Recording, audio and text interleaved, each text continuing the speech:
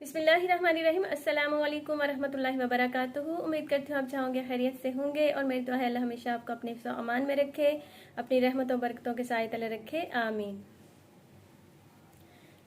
दोस्तों, एक शहर का, एक मुल्क का बादशाह बड़ा ही मेहरबान था अपनी राया पे।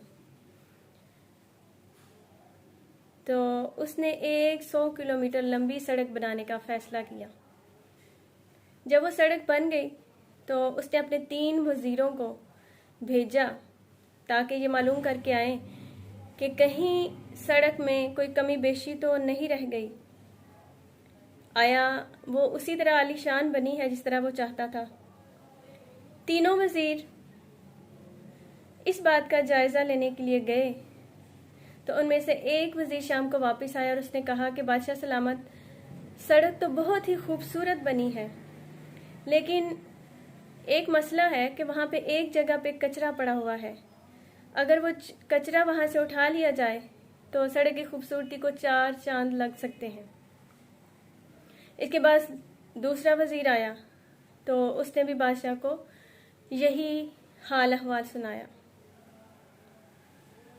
फिर तीसरा वज़ीर आया तो जब वो आया तो वो बहुत थका हुआ नज़र आ रहा था और उसके कपड़े पसीने से भीगे हुए थे और उसके हाथ में एक थैला था। उसने कहा, बादशाह सलामत, सड़क तो बहुत खूबसूरत थी, लेकिन एक जगह पे कचरा पड़ा हुआ था। मैंने वो कचरा उठाया।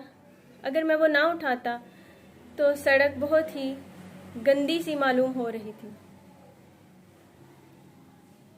मैंने वो कचरा उठा लिया और वहाँ से मुझे एक थैला मिला है।